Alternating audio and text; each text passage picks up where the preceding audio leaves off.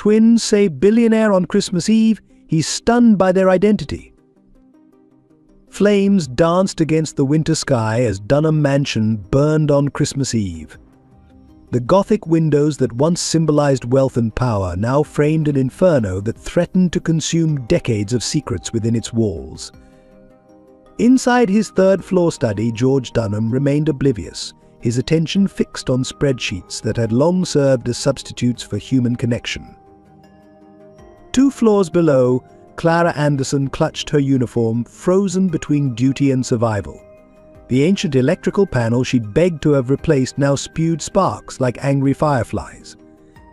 Her 10-year-old twins, Mary and Thomas, watched from the garden as smoke began to curl around their mother's workplace, their only home. "Mom's still inside," Mary whispered, her green eyes reflecting the growing flames.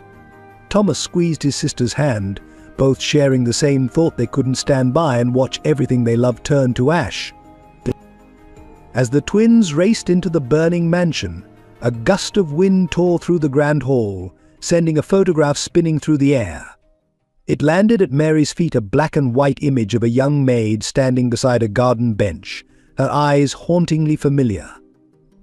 The girl pocketed it without thinking, guided by an instinct she couldn't explain.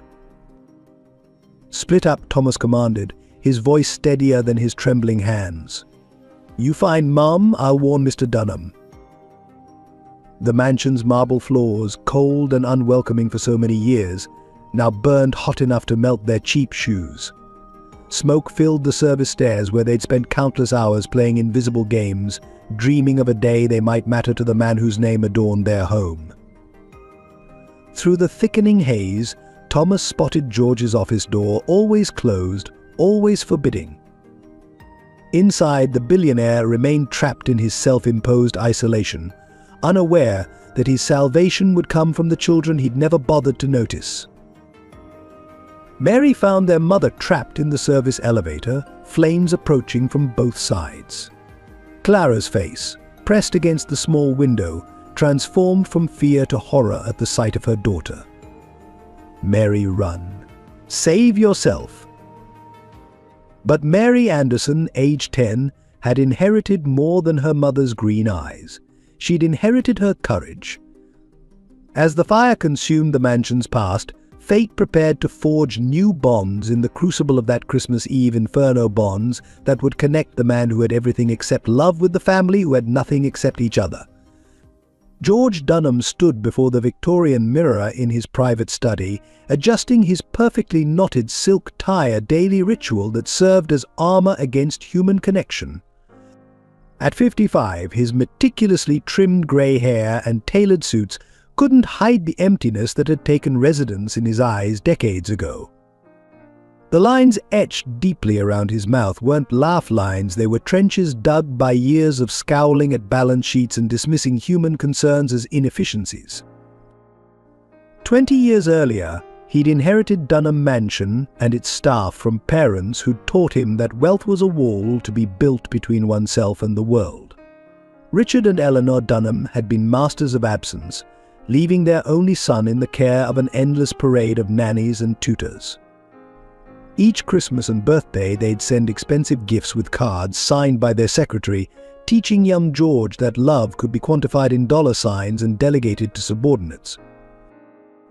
The mansion's staff whispered about the day 10-year-old George stopped smiling. It was Christmas Eve, and he'd spent hours watching the gates, clutching a handmade card for parents who'd promised to return from their business trip. As midnight approached, the housekeeper Sarah Williams had found him still standing there, snowflakes settling on his small shoulders. The next morning, a telegram arrived with apologies and promises of better next times that never came. That same day, George had marched into his father's study, torn down the Christmas decorations the staff had lovingly arranged, and announced that such celebrations were wasteful sentimentality. Sarah, who'd raised him more than his own mother, tried to embrace him. He'd stepped back, straightened his little tie, and informed her that physical contact was unprofessional.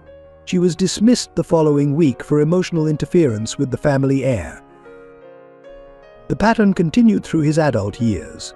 When he took over the family business at 30, his first action was to cancel the annual staff Christmas bonus, declaring it an unnecessary expense.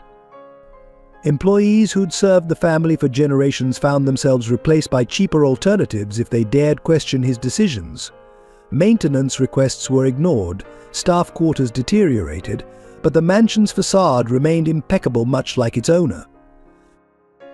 The only constant presence in 2 decades was Clara Anderson and her twins, though George barely registered their existence. He'd hired Clara 15 years ago without a single glance at her application, delegating the decision to his property manager. Her presence was noted only through perfectly pressed shirts and immaculate floors, like a ghost maintaining his fortress of solitude. Each morning George would pass Clara in the hallway without acknowledgement, unseeing as she silently backed against the wall, training her twins to do the same. He never noticed how Mary's eyes followed him with a child's uncanny perception of hidden pain, or how Thomas would clutch his sister's hand whenever their paths crossed, as if protecting her from the cold that emanated from their employer. The mansion's staff quarters told a different story from its opulent main halls. While George dined alone with sterling silver, Clara and her children shared meager meals in a tiny room with failing heat. While he spent millions on art he never looked at, they patched clothes and shared a single bed. Yet despite his neglect, or perhaps because of it, a community had formed in the shadows of his wealth, bound together by shared hardship and quiet acts of kindness he never witnessed. But wealth, George had learned from his parents, wasn't meant for sharing. It was a fortress to be defended, expanded, and used as proof that one needed nothing and no one else. He'd spent decades perfecting this inheritance of isolation, until even his board of directors admitted they'd never seen him smile. On the Christmas Eve that would change everything, George Dunham's reflection showed him exactly what he'd worked so hard to become: a man who had everything of value except the ability to value anything at all. Clara Anderson's story was written in the calluses on her hands and the worry lines around her eyes that belied her 35 years. Each morning before dawn, she would trace her fingers over a worn photograph hidden in her apron pocket, a reminder of what she'd lost and what she still had to protect. The image showed a handsome man in a construction worker's uniform, his proud smile frozen in time. Michael Anderson, her late husband and the twins' father. 5 years ago, Michael had been the mansion's maintenance supervisor, responsible for keeping the aging building's infrastructure functioning on a budget that shrank with each passing year. He'd noticed the electrical system's deterioration, filing report after report that disappeared into George Dunham's perpetually closed office. On a rainy November morning, while attempting emergency repairs on a faulty circuit breaker that couldn't wait for proper replacement parts, Michael Anderson became the casualty of corporate cost-cutting that valued profits over people. Clara had been in the kitchen when she heard the screams. By the time she reached the basement, her world had already changed forever. The twins, only 5 at the time, hadn't understood why their father wouldn't be coming home. Thomas still slept with his father's old work gloves under his pillow, while Mary drew pictures of angels wearing maintenance uniforms. The workers' compensation had barely covered the funeral expenses. When Clara approached Mr. Dunham about the promised family support, his secretary handed her a standardized termination package. But it was then that Clara made a choice that would shape the next 5 years. She swallowed her pride and her grief, accepting a position as a housekeeper in the very mansion that had claimed her husband's life. Sometimes she would whisper to her children at night, "We have to bend so we don't break." The twins' education fund that Michael had started became their survival account. The tiny apartment in town was traded for the even smaller staff quarters, where Clara transformed a cleaning closet into a bedroom for her growing children. Every penny saved went into a special box labeled their future. What no one knew, not even her children, was that Clara carried another secret beneath her quiet efficiency. Her sister, Sarah Williams, had been the Dunham family's housekeeper 15 years earlier, the same Sarah who'd practically raised young George before being dismissed without reference. Sarah, who'd discovered something about the Dunham family that had sent her fleeing in the night, leaving only a cryptic warning in Clara's care, watched the children, especially any who share our blood. Clara had never understood that message, but she'd witnessed enough in her years of invisible service to suspect her sister's fears weren't unfounded. She saw how the mansion's prosperity was built on the broken dreams of its staff, how George Dunham's cold efficiency masked something darker inherited from his parents. Yet despite everything, Clara couldn't bring herself to hate her employer. In unguarded moments, she caught glimpses of the lost child beneath his polished exterior, the boy her sister had loved like a son before being cast aside. Sometimes, watching him eat alone in his massive dining room, she saw echoes of her own children's loneliness reflected in his eyes. So Clara endured, protecting her twins while silently watching over the man who'd never noticed her existence. She taught Mary and Thomas to find joy in small things, the secret garden they'd created in an abandoned corner of the grounds, the stories they wrote in salvaged notebooks, the dreams they dared to dream despite everything. They were survivors, like their father, and Clara would ensure they survived this too, no matter what secrets the mansion held. Behind the mansion's majestic facade, a hidden world pulsed with untold stories. In the narrow corridors and cramped quarters of the service wing, a community bound by shared hardship had created their own kind of wealth, one measured not in dollars, but in acts of quiet kindness and mutual support. Mrs. Elizabeth Thompson, the elderly head cook, had worked for 3 generations of Dunhams. Her kitchen became an unofficial sanctuary where hungry children never left empty-handed, and struggling staff members could always find a sympathetic ear and a warm meal. She kept a secret ledger alongside her recipe books, tracking small loans she'd given to help workers through tough times, money that often came from her own meager savings. Robert Franklin, the aging groundskeeper, lived in a converted tool shed that leaked during rainstorms. His arthritic hands still tenderly cared for the gardens where his father and grandfather had worked before him. Each morning he would secretly cut fresh flowers for staff members' rooms, bringing beauty into their harsh lives. At night he taught Thomas Anderson about the healing properties of plants, passing on generations of knowledge that no wealthy education could buy. The youngest staff member, Jenny Williams, cleaned rooms by day and studied nursing by night, her textbooks hidden under cleaning supplies. Her own mother had died from lack of medical care while working at the mansion years ago. The entire staff pooled their resources to help pay for her education, seeing in her their collective hope for a better future. In the laundry room, Margaret Chen worked miracles with thread and needle, transforming discarded clothing from the main house into sturdy garments for workers' children. Her own story of emigration and survival was written in the careful stitches that held their community together. Every Christmas, she secretly sewed new clothes for the staff's children, making sure each child had at least one special outfit to wear. The mansion's night watchman, James Sullivan, had lost his leg in military service before finding work at Dunham Manor. He used his sleepless nights to keep informal watch over the staff's children, ensuring their safety in the aging building. His flashlight would signal warnings when George Dunham made his rare appearances in the service areas, giving workers time to disappear as they'd been trained. These lives intersected in countless small ways, creating an invisible support network that sustained them through years of neglect. When Clara Anderson's husband died, they rallied around her family. Mrs. Thompson ensured the twins never missed a meal. Mr. Franklin taught Thomas how to repair their clothes. Margaret Chen turned old curtains into warm winter coats for the children. Their small acts of rebellion went unnoticed by their employer. They maintained a secret food pantry in an abandoned wine cellar, shared medications when someone fell ill, and passed around banned space heaters during winter months when the ancient heating system failed. Each payday, they contributed to an emergency fund hidden in a loose brick behind the kitchen, their insurance against the uncertainties of serving at the whims of the wealthy. Yet, despite their hardships, or perhaps because of them, they had created something George Dunham's wealth couldn't buy: a family forged in adversity's fire. Their children played together in hidden corners of the estate, their elderly looked after each other's needs, and their sorrows and joys were genuinely shared. In the shadows of Dunham Mansion, they had built a community that stood as a quiet rebuke to the cold luxury above.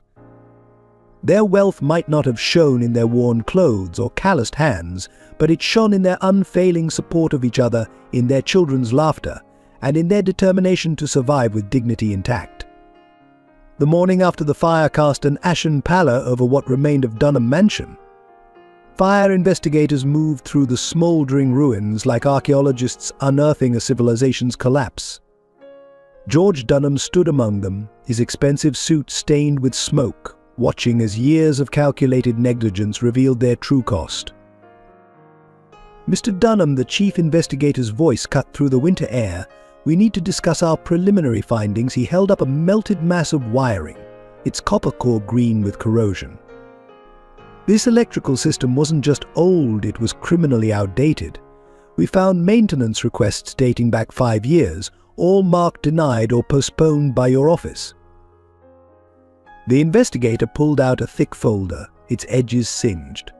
December 2019 urgent replacement needed for main circuit breaker. February 2020 critical failure. Imminent in electrical panel. August 2021 safety hazard in staff quarter wiring. All ignored. Each date felt like a hammer blow to George's conscience. More damning evidence emerged as workers cleared the debris.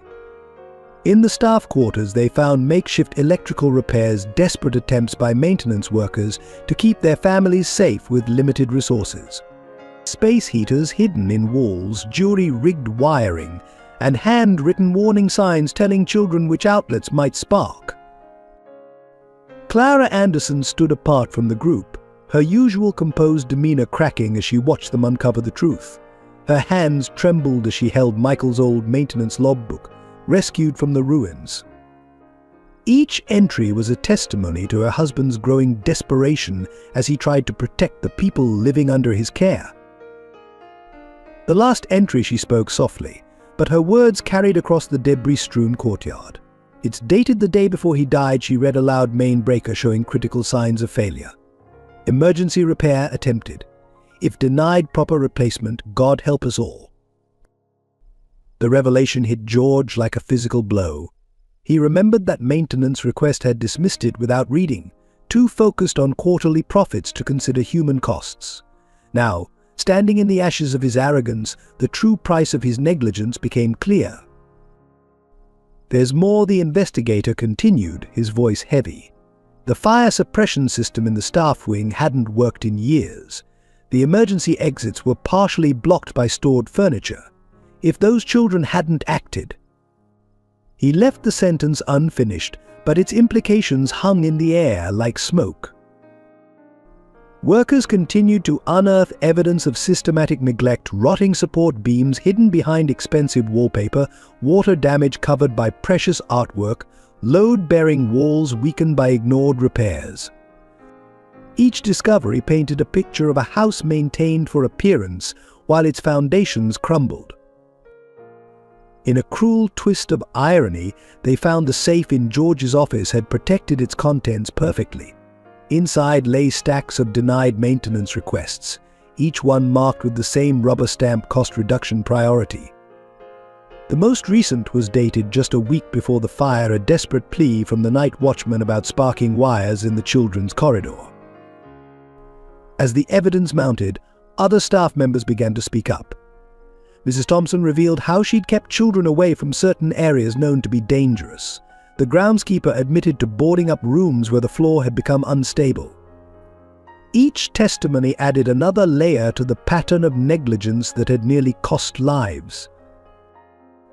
The final blow came when they discovered an old report tucked away in the mansion's archives. It was a comprehensive safety audit commissioned by George's father shortly before his death, warning of potential catastrophic failures throughout the building. George had inherited this report along with the mansion but had never bothered to read it. Standing in what remained of his study, George faced the chief investigator's final assessment. "Mr. Dunham, this wasn't an accident waiting to happen. It was an inevitability created by years of conscious choices to prioritize profit over people's lives. The weight of those words seemed to age George by decades. In the ruins of his mansion, he could no longer hide behind spreadsheets and profit margins. The true cost of his negligence was written in the scared faces of children who'd risked their lives to save him, in the grief of a widow who'd lost her husband to his indifference, and in the haunting possibility of how many more lives might have been lost if fate hadn't intervened on Christmas Eve. As investigators continued their work, Clara Anderson stood in the mansion's basement, the scene of her husband's death. The fire had stripped away years of carefully maintained walls, both physical and emotional, exposing the raw truth she'd buried beneath her quiet service. Mrs. Anderson, a junior investigator, called, holding up a metal box discovered behind fallen debris. "We found something you should see. The box, though scorched, was intact. Michael Anderson's personal toolbox, untouched since the day he died." With trembling hands, Clara opened it. Inside, beneath his worn tools, lay a hidden compartment containing a detailed journal and a stack of photographs. The journal's final entries revealed a man tormented by the knowledge that his workplace was becoming increasingly dangerous, yet bound by the need to protect his family's livelihood. October 15th, Clara read aloud, her voice barely a whisper. "Found major fault in main electrical system. Submitted 5th emergency request this year. Denied again.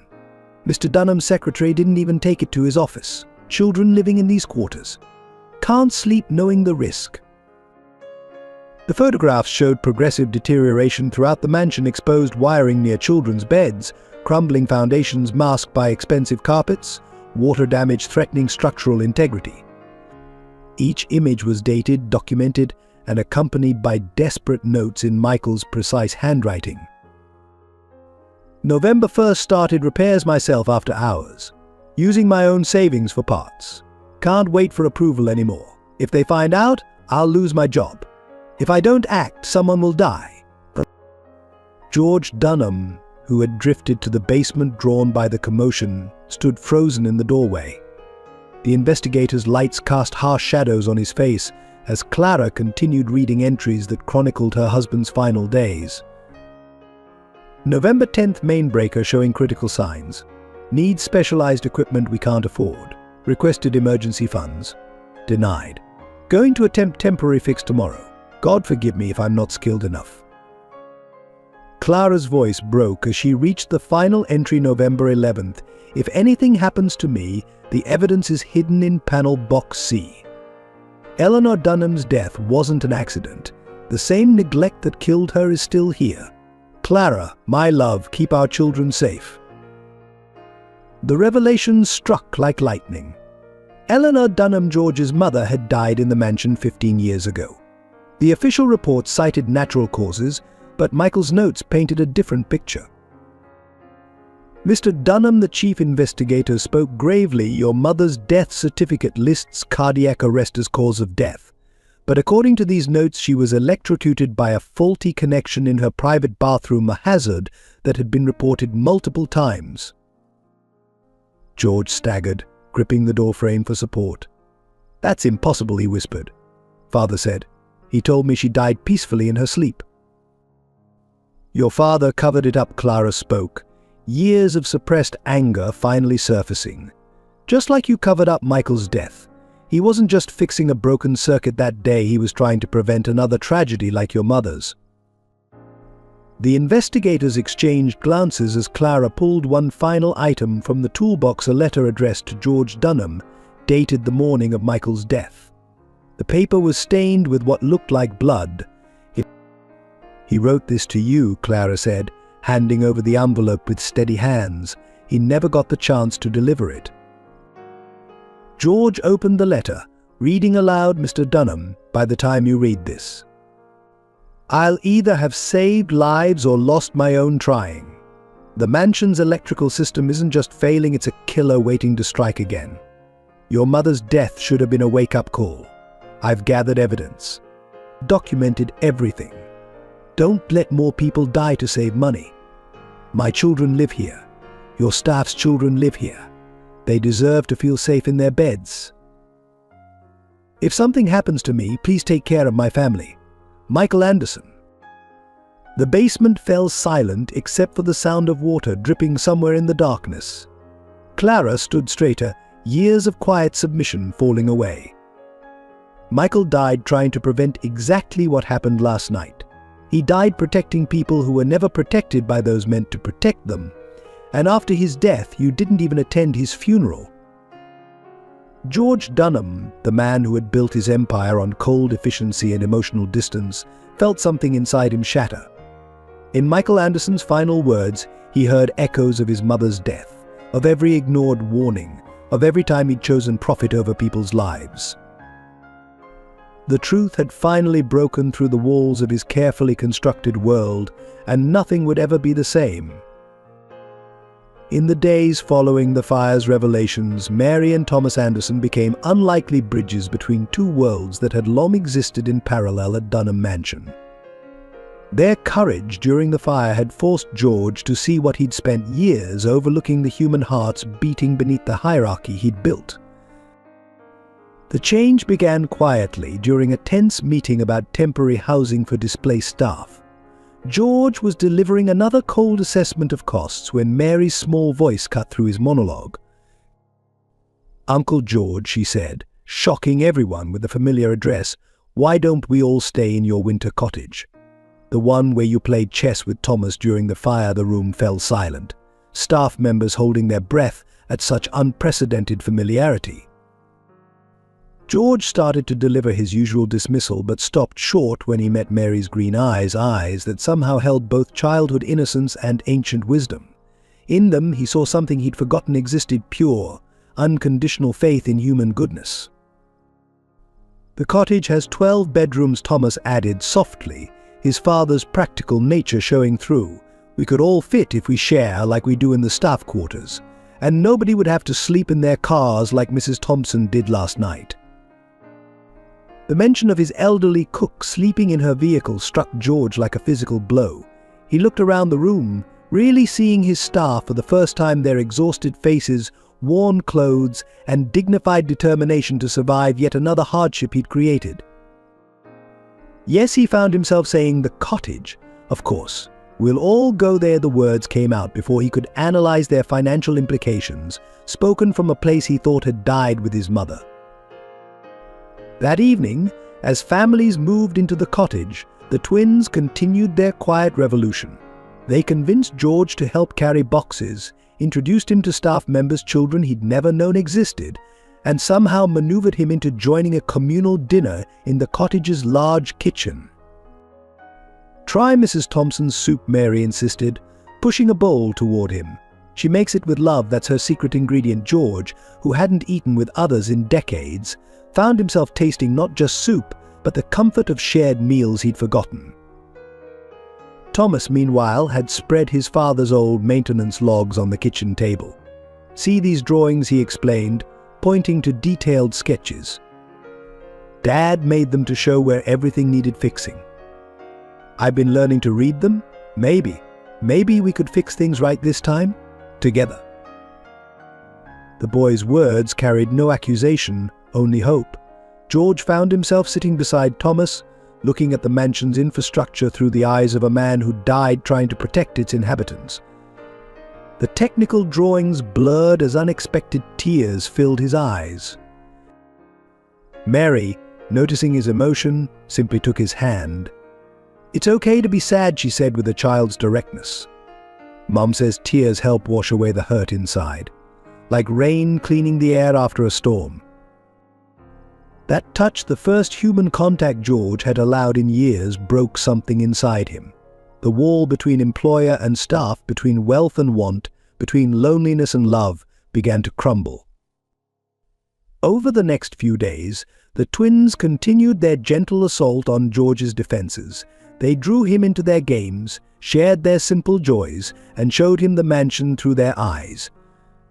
They told him about their secret garden, their dreams, their memories of a father he'd never bothered to know. "You're not really mean," Mary declared one evening as George helped her with homework, another barrier broken. You're just scared. Like the prince in my storybook who turned himself to stone so he wouldn't feel pain, but he was so much happier when he learned to be human again." And lonely Thomas added, looking up from his father's journals, "Like that big empty dining room where you eat alone. Nobody should eat alone at Christmas." Their simple observations, free from adult pretense, struck deeper than any business negotiation or corporate threat ever had. Through their eyes, George began to see his life for what it was, a fortress that had become a prison. The other staff members watched this transformation with a mixture of hope and caution.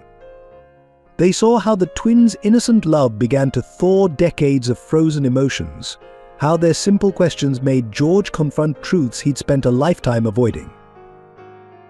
In the twins, George found what his wealth could never buy: a chance to rediscover his humanity, wrapped in the unconditional acceptance that only children can offer. In the cottage's oak-paneled study, George Dunham sat among boxes salvaged from the mansion's ruins. The fire had peeled away layers of his world, exposing foundations he'd never thought to question. As he sorted through smoke-damaged documents, his hands found an ornate folder he'd never seen before, hidden in his father's old safe. Yellow with age, its seal unbroken, the folder bore a single word that stopped his heart adoption. His hands trembled as he broke the wax seal, releasing papers that would shatter everything he thought he knew about himself. Certificate of adoption, the heading read. Child George Thomas Dunham. Birth name unknown. Birth parents unknown. Date of birth December 24th, 1969. The words swam before his eyes, each one striking like a hammer blow to his carefully constructed identity. Attached was a letter in his father's precise handwriting, dated the day before his death. My son, if you're reading this, I failed to find the courage to tell you the truth in life. Your mother Eleanor and I couldn't have children. You came to us on a Christmas Eve. A gift we didn't deserve. But there's more you must know. The letter fell from George's shaking hands as memories crashed through him. His mother's evasive answers about baby pictures, the strange comments about not resembling either parent, the way certain older staff members would look at him with an odd mixture of sadness and knowing. More documents spilled from the folder, hospital records showing no birth, carefully fabricated paperwork creating a false history, and most devastatingly, a small newspaper clipping about an abandoned infant found at the mansion's back door on Christmas Eve. Infant discovered by staff, the yellowed article read. Kitchen maid Sarah Williams found the hours-old baby George's breath caught. Sarah Williams, Clara's sister, the housekeeper he'd dismissed years ago. The woman who'd practically raised him until he pushed her away. The door creaked, and George looked up to find Clara standing there, her face pale. In his distress, he hadn't heard her knock. Mr. Dunham, she said softly, I brought your evening tea, but I can come back. Sarah Williams, he interrupted, his voice raw. Your sister. She found me. Clara's teacup clattered against its saucer. You know, she whispered, more statement than question. Did you, George demanded, rising from his chair. All these years, did you know? Not at first, Clara admitted, setting down the tea tray with trembling hands. Sarah told me just before she left. She said watching them separate you from your real family broke her heart. That's why she couldn't stay seeing you grow cold, knowing the truth. My real family, George's voice cracked. Who were they? Where did I come from? Clara's eyes filled with tears. Sarah only knew pieces. Your birth mother was young, worked in the mansion. Your father was someone important. There was a scandal brewing. The Dunhams offered to adopt you quietly, keep everything hidden. They thought they were protecting everyone. George sank back into his chair, decades of carefully maintained control crumbling. A servant's child, he whispered, I've been treating my own people like they were beneath you, Clara finished gently. When all along. A sound at the door made them both turn. Mary stood there, her small face serious. She'd clearly heard everything. Without hesitation, she crossed the room and took George's hand. "It's okay," she said simply. "You didn't know. But now you do. And knowing things means you can fix them. Like when I learned Thomas was actually 3 minutes younger than me, not 2 like we thought. It changed things, but it didn't change that he's my brother." Her childish wisdom, so pure and unconditional, broke something in George. For the first time since he was that abandoned infant on a Christmas Eve, he began to cry. Clara moved to leave, to give him privacy, but he caught her arm. "Stay," he said through his tears. "Please. I've been alone too long." As the winter night deepened outside the study windows, George Dunham began the painful process of unlearning everything he thought he knew about family, worth and belonging. The papers that had shattered his world now offered a chance to rebuild it, not as the false heir to a fortune built on secrets, but as a man discovering his true inheritance was the humanity he'd spent a lifetime denying. Clara Anderson sat alone in her cottage room that night, her sister's old diary open in her lap. Sarah's words, written nearly 2 decades ago, took on new meaning in light of George's discovery. Her fingers traced the faded ink, memories flooding back of conversations she'd never fully understood until now. December 24th, 1969, the entry read, "Found him at dawn, wrapped in Jenny's apron. So tiny, so perfect. Jenny disappeared last night, no trace. Margaret says she saw her with the young master months ago. Now I understand her fear." Her silence. The Dunhams took him upstairs. Eleanor's wearing loose dresses makes sense now. They're calling him George. Clara's hands trembled as she turned the pages. Her sister had carried this secret for years, watching the abandoned infant grow into the man who would eventually dismiss her. Sarah's final entries revealed a heart torn between loyalty and truth. How do you tell a child that his whole life is built on lies? That his real mother was a kitchen maid who disappeared into the night? That his father might be? No, some secrets are too dangerous. The Dunhams have too much power, too many ways to hurt those who speak out. A soft knock interrupted her reading. Mary stood in the doorway, clutching a worn photograph. "Mom?" "I found this in the garden. After the fire, she handed over a faded image that made Clara's heart stop. A young woman in a kitchen maid's uniform, her features hauntingly familiar." "Jenny Miller," Clara whispered.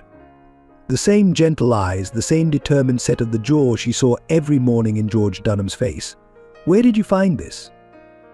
"Behind the old rose trellis. There's writing on the back." Clara turned the photo over. In Sarah's handwriting, "Jenny and baby, December 1969. If you find this, remember blood runs deeper than money." Everything clicked into place. Sarah's cryptic warnings, her insistence that Clara take the housekeeper position at Dunham Mansion, her last words before disappearing, "Watch him, sister. He's more like us than anyone knows." Another knock drew her attention. George stood there, looking lost in a way his expensive suits could never hide. "Clara, I found more papers. There's mention of a Jenny Miller, your sister." "Come in," Clara said softly. "There's something you need to see." She handed him the photograph. George's hands shook as he stared at the young woman's face, his own features reflected back in softer, feminine form. "Who?" "Jenny Miller. She worked here in 1969. She was my sister's best friend," and Clara hesitated, then continued, "She disappeared the night you were found. The kitchen maid's apron I was wrapped in. It was hers. Sarah kept it all these years. She gave it to me before she left, said someday it might help heal old wounds." George sank into a chair, the photograph clutched in his trembling hands. "My mother," he whispered. "She was my mother. And my father." Clara's voice was gentle but firm. "Sarah suspected. Richard Dunham Jr., the young master. Your adoptive father's son from his first marriage." The revelation hit George like a physical blow. My adoptive father's son was my real father? That's why he couldn't finish. They covered it up. Richard Jr. died in a hunting accident months before you were born. The scandal would have destroyed the family, so they adopted you, their own grandson, and buried the truth. Tears rolled down George's cheeks as years of cold treatment from his parents suddenly made sense. Every time they looked at him, they saw their dead son's scandal, their family's shame. All these years, he choked out, I've been treating the staff like they were beneath me. But I'm not just from their world, I'm the living proof of how the Dunhams really treated their servants. Clara reached out, touching his hand the first time she'd ever initiated contact with her employer. You're proof of something else too. Love. Jenny loved you enough to give you a chance at a better life. Sarah loved you enough to keep your secret.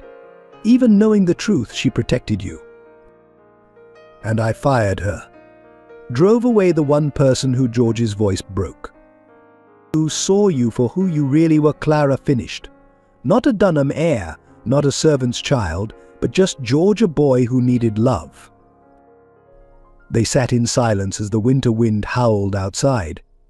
Finally, George spoke, his voice heavy with determination. Help me find her, Clara. Help me find Jenny Miller. It's time to make this right. It could be dangerous, Clara warned. The old powers that silenced her might still be in place. I'm not afraid anymore, George replied. I've spent my life hiding behind the Dunham name, becoming everything they wanted. It's time to find out who I really am, who my mother wanted me to be. The news of George's true identity spread through the old service networks like wildfire. On a bitter January morning, a group of former employees gathered at the cottage gates, their aged faces bearing decades of suppressed grievances. Leading them was Edward Thompson, Mrs. Thompson's husband, who had lost his leg in the mansion's faulty elevator 20 years ago. Mr. Dunham, Edward's voice carried across the frozen garden. We've come for truth, not charity. Behind him stood dozens of former staff members, each carrying their own stories of injury, loss, and injustice. George emerged from the cottage, facing the group with newfound humility. The sight of so many familiar faces, people he'd dismissed, ignored, or forgotten, struck him like physical blows. You want to know about truth? Martha Collins, a former nursemaid, stepped forward. Her hands, twisted from years of washing clothes in cold water, shook as she spoke. I raised you, George Dunham. Changed your diapers, dried your tears, sang you to sleep. Then your parents decided I was getting too close, fired without reference, after 15 years. One by one, they stepped forward, unleashing decades of pain. My daughter died because we couldn't afford medicine. James Wilson, the former gardener, spoke quietly. The same medicine your family had delivered monthly for their dogs. Remember that Christmas when you were 10? Sarah Parker, the old cook, asked. We spent weeks preparing your favorite foods because your parents promised to come home. When they didn't, you ordered everything thrown out. Children in the staff quarters went hungry that night. Each accusation stripped away another layer of George's carefully constructed defenses. But it was Harold Mitchell, the ancient butler, whose words cut deepest. We knew, you see, Harold said, his voice trembling with age and emotion. Many of us knew you were Jenny's boy. We watched you grow cold, watched you become everything she feared the Dunhams would make you. Some nights I'd hear Jenny crying in the kitchen, 6 months along, terrified of what they'd do to her baby. And look what they did, they turned you into them. George staggered as if struck. You knew my mother. Knew her. Boy, we protected her as long as we could. When she started showing, we altered her uniforms. When she felt sick, we covered her duties. She was one of us, and so were you, until they stole your soul with silk suits and trust funds. Clara stood beside George now, supporting him as the truth poured forth. More former staff members stepped forward, each adding pieces to the puzzle of his origin. Jenny was the kindest soul, remembered Alice, an old laundress. Even pregnant, scared, and alone, she'd share her bread with others. Look at you now in your fine clothes, counting pennies while children freeze in the staff wing. Your real father, spat Thomas Green, former stable master, Richard Jr. promised to marry her. Then his father found out, arranged that hunting accident. Jenny nearly died of grief. The accusations continued, painting a picture of generations of cruelty, of wealth built on broken bodies and crushed spirits. George listened, each word a dagger to his heart, understanding finally flowing where defensive anger once lived. "What do you want from me?" he asked finally, his voice raw. "Want?" Edward Thompson laughed bitterly. "We want back the years of dignity your family stole. We want justice for Jenny, for every servant who gave their life to this mansion. We want you to face what you've become." "Then help me change it." George's voice cracked with emotion. "Help me make it right. Not with money, with truth. Help me find Jenny. Help me become the son she wanted, not the monster the Dunhams created." Silence fell over the gathered crowd. It was Martha Collins who finally spoke, her weathered face softening slightly. "Jenny always said her baby had her eyes, kind eyes.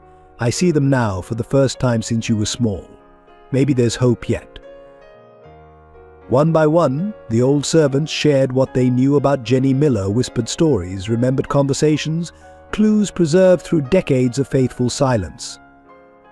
Each piece they offered was a step toward redemption, a chance to bridge the chasm between who George had been and who he might become. As the group dispersed, Harold Mitchell lingered behind. "Your mother," he said softly, "kept a diary. The Dunhams never found it. It's time you read her words yourself." George looked at the ancient butler with new eyes, seeing not a servant but a keeper of his true history. "Where?" "The old rose garden where she used to read to you before you were born. Under the third stone from the east wall. She always believed someday her boy would find his way back to it." The old rose garden had long been abandoned, its once pristine pathways choked with weeds and winter frost. George knelt in the frozen earth, his expensive suit forgotten, as he dug with bare hands beneath the third stone from the east wall. Clara stood watch, holding a lantern against the gathering dusk, while Mary and Thomas helped clear decades of overgrowth. "Here," Thomas called, his small hands brushing dirt from a rusted tin box. The lock had long since corroded, but the contents remained preserved, wrapped carefully in oilcloth. Inside lay a leather-bound diary, its pages filled with neat, determined handwriting. "My dearest child," the first entry began, dated March 15th, 1969. "I don't know if you'll ever read these words, but I need you to understand why your mother had to let you go. Richard promised me the world, and I was young enough to believe a Dunham could love a kitchen maid." George's hands trembled as he read his mother's words. Jenny Miller's story unfolded through tear-stained pages, her romance with Richard Dunham Jr., their secret meetings in this very garden, their plans to defy his family and marry. Then came the darker entries. August 20th, Richard's father found out today. The way he looked at me like I was nothing, said his son deserved better than servant stock. Richard defended me, said he didn't care about class or money. That's when Mr. Dunham threatened to disinherit him, to destroy my family back in Boston. Clara gasped at the next entry, September 3rd, Richard's dead. They're calling it a hunting accident, but his face last night. He knew something was going to happen. He was trying to tell me something about his father, about old scandals. Said if anything happened to him, I should look in the library's false bottom drawer. The library, George whispered. We need to search it before the renovation crews start. In the mansion's fire-damaged library, they found the drawer Jenny mentioned. Inside lay a stack of newspaper clippings dating back to the 1940s. Headlines told a sordid tale: mysterious deaths, disappeared servants, covered-up scandals. Richard Dunham Sassar had built his empire on silenced voices and buried truths. October 15th, George read from the diary, his voice shaking. The baby moves inside me, so strong, so alive, like Richard's spirit fighting to stay in this world. Mr. Dunham offered me money to disappear. When I refused, his threats became specific. Names of my family members, their addresses, Accidents can happen to anyone, he said. More revelations followed. Jenny had discovered she wasn't the first servant to carry a Dunham child. Others had vanished, their families suddenly relocated with suspicious windfalls. Richard Jr. had been investigating his father's secrets before his death. November 30th, I can't run anymore. Richard's father controls everything: police, hospitals, even the church. My baby deserves a chance at life, even if it means. God forgive me for what I'm planning. Sarah Williams has promised to help. She'll make sure my child is safe, even if I can't be there. The final entry was dated December 23rd, 1969, my precious baby. Tomorrow you'll be born into this cruel world. I've arranged everything with Sarah. She'll make sure the Dunhams take you in. It's the only way to keep you safe from Richard's father. You'll have advantages I never could give you. Just remember, if you ever read this, you were born from love, not shame. Your father was a good man who died trying to protect us. And your mother loved you enough to become a ghost. Mary, who had been quietly listening, suddenly spoke up. The photo I found. There's something written on the back we didn't see before she pulled out the faded image of Jenny, turning it over to reveal a series of numbers scratched faintly into the paper. Clara studied them closely. These look like map coordinates, she said, and a date, 1 week after you were born. She left a trail. George realized, hope flaring in his chest. She knew someday I might come looking. Thomas, practical as always, had already pulled up the coordinates on his phone. It's an address in Boston, he said. An old Catholic orphanage. The same orphanage mentioned in those newspaper clippings, Clara added, where other Dunham problems were sent to disappear. George stood, decision crystallizing. We need to go to Boston. Jenny might still be alive. He looked at Clara, then at the twins. Will you help me? I can't face this alone. You really think we'd let you go alone? Mary asked, taking his hand. Family sticks together. That's what Mom always says. Family, George repeated, the word feeling new on his tongue. He looked at Jenny's diary, at the coordinates that might lead to his mother, at the children who'd helped him rediscover his humanity. Yes, I suppose we are family now. As they left the ruined library, Thomas paused to pick up a fallen photograph. Richard Dunham Jr. in his hunting clothes the day before his death. His smile was hauntingly similar to George's, but it was his eyes that caught their attention. He was looking at something beyond the camera, his expression holding the same mix of love and fear they'd seen in Jenny's photo. He knew, George said softly. He knew what his father was capable of, and he still chose love. The trip to Boston had to be delayed when Mary collapsed during breakfast. One moment she was laughing with Thomas over pancakes, the next her small body crumpled like a paper doll. George, who had been reviewing old documents nearby, caught her before she hit the floor. The local hospital's waiting room became a battleground of class and conscience. When the admission clerk hesitated over Clara's outdated insurance, George Dunham, who had never set foot in a public hospital, found himself thundering. She's family. Whatever the cost, I'll pay it. Hours crawled by as doctors ran tests. Thomas sat silent, clutching his father's old work gloves, his comfort object in times of stress.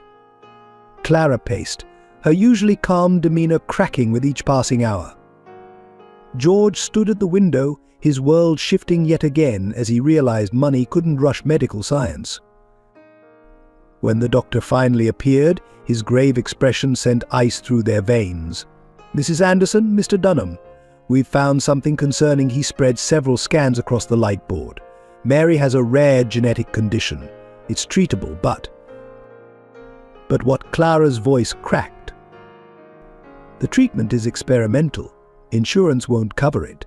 We're looking at costs upward of $2 million, with no guarantee of success. Clara's legs gave out. George caught her, lowering her into a chair.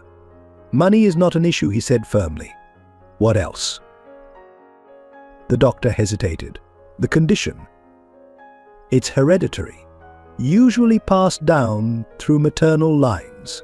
Mrs. Anderson will need your family medical history. Clara's face went white. I'm not Mary's birth mother. She and Thomas were my sister's children. Sarah Williams. She died when they were babies. George froze at the name. Sarah Williams, the woman who had found him as a baby, who had raised him until he pushed her away. The twins were her children. Your sister's medical records, then, the doctor pressed. Any family history could be crucial. Sarah was adopted, Clara whispered. Like me, we never knew our biological family. Later, in Mary's hospital room, the pieces began falling into place. Mary lay sleeping, her small face peaceful despite the tubes and monitors. Thomas had crawled into bed beside her, protective even in sleep. Clara sat holding her daughter's hand, while George stood at the window, his mind racing. Jenny Miller, he said suddenly. The timing. Sarah would have been at the mansion when she was pregnant with the twins. She would have known my mother. Clara looked up sharply. What are you thinking? The diary mentioned other servants who disappeared. What if? What if Sarah was more than just the housekeeper who found me? What if she was related to Jenny somehow? A sister, Clara breathed. That's why she was so determined to protect you. Why she made me promise to take the housekeeper position after she left. We're not just connected by circumstance, we're connected by blood. George ran his hands through his hair, decades of carefully maintained control crumbling. If that's true, then Mary's condition could be the same thing that killed Jenny's mother, Clara finished. It's mentioned in the diary, a rare blood disorder that runs in families. Then the answers we need aren't just in Boston, George said. They're in Jenny's medical records. Records my adoptive father would have buried to protect the family name. Mary stirred, her eyes fluttering open. Uncle George, she called weakly. Are you going away? George moved to her bedside, taking her small hand. No, sweetheart, I'm going to fix this, whatever it takes. Like Daddy tried to fix the mansion, she asked innocently. The question struck George like a physical blow. Michael Anderson had died trying to protect others from the Dunhams' negligence. Now his daughter's life hung in the balance. Yes, George managed, his voice thick, but this time we're going to do it right. Together. Clara watched this exchange, tears streaming down her face. The doctors say we need to start treatment immediately. We can't wait for answers. Then we split up, George decided. You stay with Mary. I'll take Thomas to Boston. Between Jenny's trail and the orphanage records, we'll find the medical history the doctors need. I want to help save my sister, Thomas spoke up, fully awake now, like she helped save you in the fire. George looked at this small boy, so like Michael in his determination to protect others. We'll save her, Thomas. I promise. This time, a Dunham will do right by his family. While George prepared for the Boston trip, former staff members began coming forward with darker revelations about the Dunham family's history. They gathered in the cottage's kitchen, the same people who had once condemned George, now driven by a desperate need to save Mary. Martha Collins, the former nursemaid, brought a hidden ledger she'd maintained for 30 years. It wasn't just Jenny, she explained, spreading brittle pages across the kitchen table. There were others, girls who disappeared, accidents that weren't accidents, children sent away in the night. The ledger told a devastating story. Names, dates, and circumstances carefully documented in Martha's precise handwriting. Alice Peters, kitchen maid, 1955, pregnant by William Dunham, disappeared after generous settlement baby sent to St. Mary's Orphanage, Boston. Margaret Hayes, parlor maid, 1962, knew too much about Richard S.R.'s business dealings. Fatal fall down main stairs. Family relocated to Chicago with unexplained wealth. Emily Turner, gardener's daughter, 1965, witnessed late-night meetings in the library. Family cottage burned down, no survivors. Insurance paid immediately. Harold Mitchell, the elderly butler, added his own testimony. Richard Dunham saw Had a system, he explained, his hands trembling with age and emotion. The pretty maids were hired young, isolated from their families. His sons were encouraged to take liberties. Those who became pregnant were dealt with. Those who threatened exposure met with accidents. But Sarah Parker, the former cook, spoke of midnight deliveries to the orphanage. They used the kitchen entrance, always past midnight. Young girls in dark coats, some barely showing, others heavy with child. They'd return alone, eyes empty, pockets full of hush money. "The curse follows the blood," Alice Thompson whispered.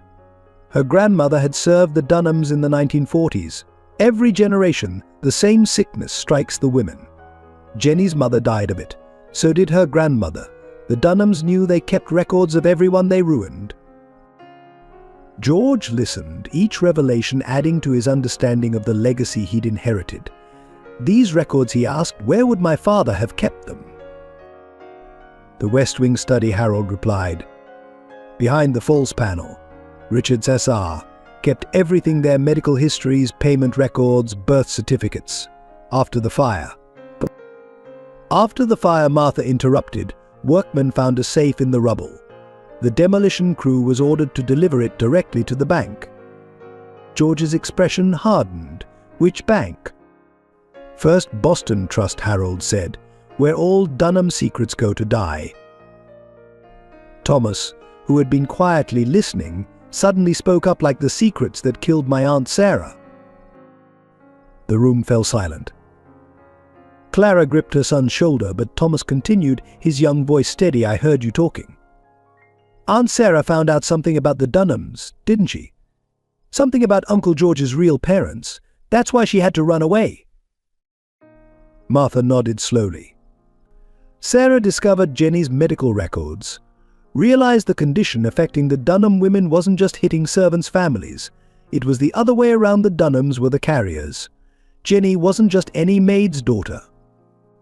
She was Richard S.R.'s illegitimate grandchild from another disappeared maid. When Sarah threatened to expose this, they gave her a choice," Harold finished. "Leave without a trace or meet with an accident like the others. She chose to live to protect her own children." George sank into a chair, the weight of generations of cruelty crushing him. "All this time I've been part of this legacy of destruction. And now Mary," he couldn't finish. Clara stood, her voice finding strength in desperation. "Then we used their own system against them. The Dunhams kept records of everything. That means there's a paper trail. Medical histories, genetic studies, treatments they used when their own women got sick." The West Wing safe, George realized. It's not just about finding Jenny anymore. Those records might hold the key to saving Mary. Thomas pulled out his father's old maintenance logbook.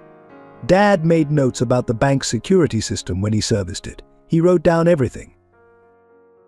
George looked at the gathered staff members, people he'd once seen as beneath him, now revealed as the keepers of truths that could save his newfound family. "Will you help us? Not for me, but for Mary, for all the children the Dunhams hurt." One by one they nodded. Decades of fear and resentment gave way to a new purpose.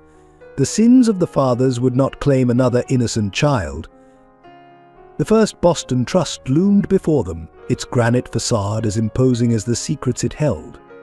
George, Thomas, and Harold Mitchell approached the private banking entrance, where generations of Dunhams had guarded their darkest truths behind steel and protocol. "Mr. Dunham," the bank manager gushed, "we weren't expecting you. Your father's private vault needs to be opened," George finished firmly. "Now?" The vault lay deep beneath the bank, in a section reserved for Boston's oldest families. As they descended, Harold whispered, "Your father kept everything here. Birth records, medical files, evidence of their dealings, anything that could destroy the family name." The heavy door swung open to reveal rows of safety deposit boxes, each bearing the Dunham crest. But it was the large safe in the corner that drew their attention, the one salvaged from the mansion's ruins. "Leave us," George commanded the manager.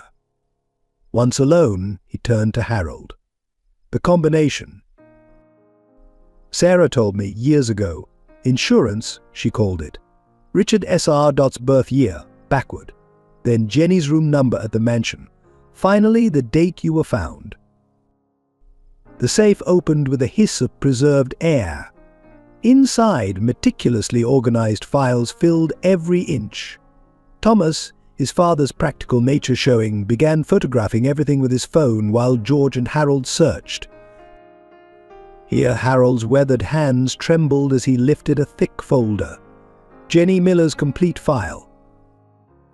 The documents inside told a story more twisted than they'd imagined. Jenny's medical records revealed the truth. She wasn't just another servant's daughter. She was the child of Catherine Wells, a maid who had disappeared in 1950 after becoming pregnant by Richard Dunham Sayre. "My God," George whispered. Jenny was his daughter. When she fell in love with Richard Jr., but he unknowingly fell in love with his half-sister. Harold finished grimly. When Richard S.R. discovered the relationship, he arranged his own son's death to prevent the scandal. George's voice cracked. Then buried everything here. But it was the next document that changed everything. A birth certificate for Sarah Williams. Her mother's name Catherine Wells, the same woman who had borne Jenny. Sarah was Jenny's sister. Thomas realized, his young mind connecting the dots. That's why she protected you. You weren't just any abandoned baby, you were her nephew. More papers revealed the pattern. The genetic condition that now threatened Mary had appeared in every generation of Dunham women, carefully hidden behind convenient accidents and disappearances. Catherine Wells had died of it. So had Jenny's grandmother and countless other women connected to the Dunham line. The treatments. George grabbed another file. They found treatments, experimental procedures, paid for in secret. They saved their own daughters while letting the servants' children die. A final envelope contained Sarah's last letter to Richard S.R., written the night she fled. "You think your money can bury the truth, but blood speaks louder than gold. Jenny's son will know his heritage someday. My children carry the same blood, the blood you've cursed through your sins. When the sickness strikes again, remember you chose this legacy of suffering. I've hidden copies of everything. If anything happens to my family, the truth about the Dunhams will destroy everything you've built. Let us disappear in peace, and your secrets stay buried. But know this: someday, a child of your blood will break this cycle of cruelty. Perhaps it will be Jenny's son, raised in your mansion but born from love, not privilege. When that day comes, pray he shows more mercy than you ever did." George stared at the letter, understanding finally dawning. Sarah knew. All those years she cared for me, she knew I was her nephew.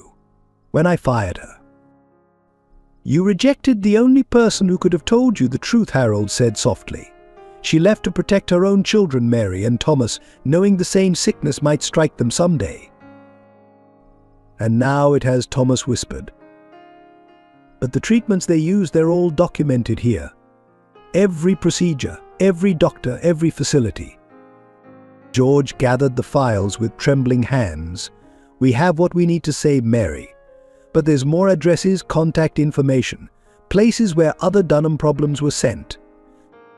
"Including Jenny?" Thomas asked hopefully.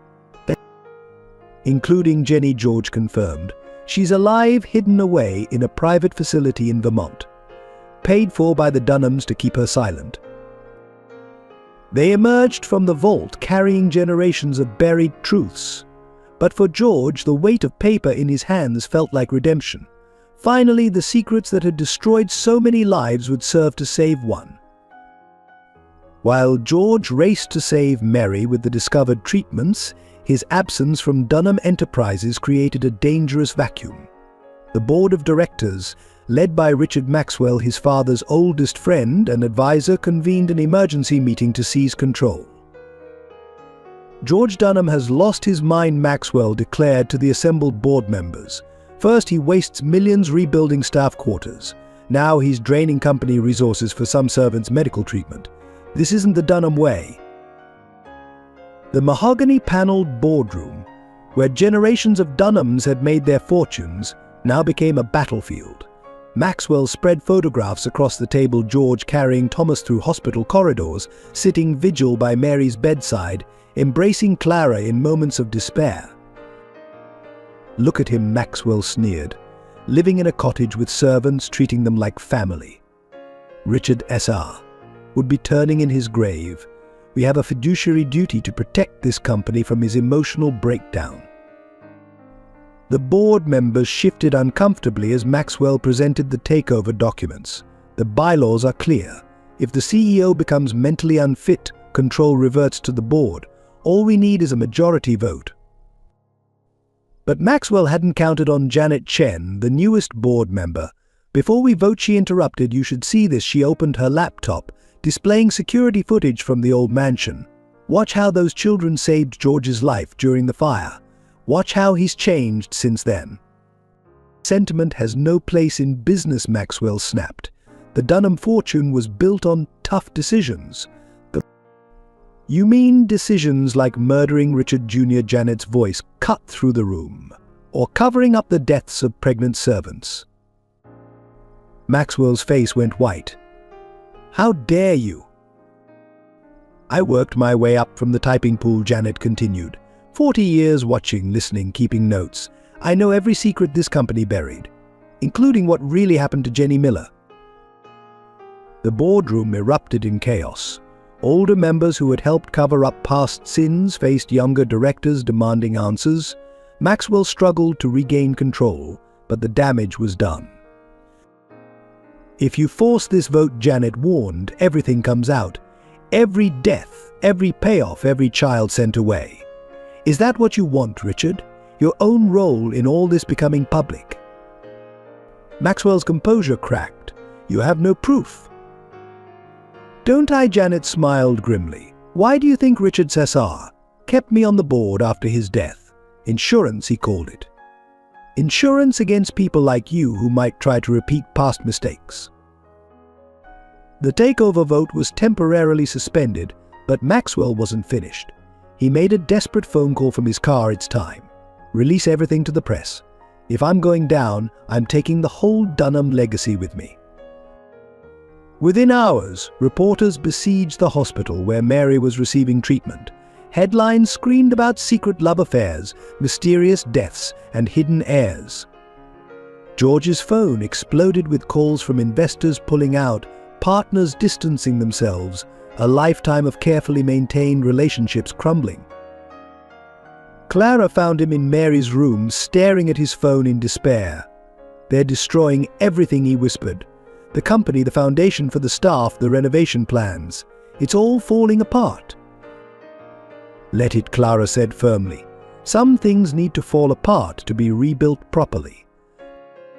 "But the treatments," George started, "are already paid for." Thomas piped up from his corner. "I heard the doctors. They can't stop treatment now that it's started."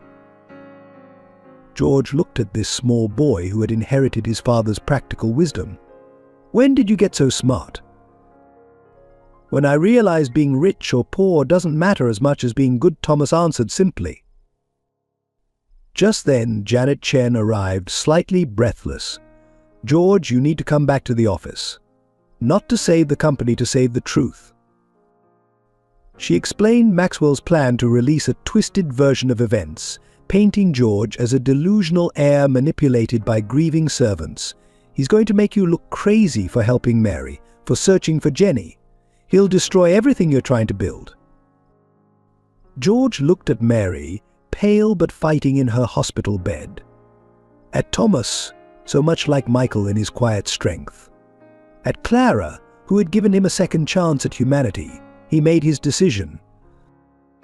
"Let them try," he said, steel entering his voice.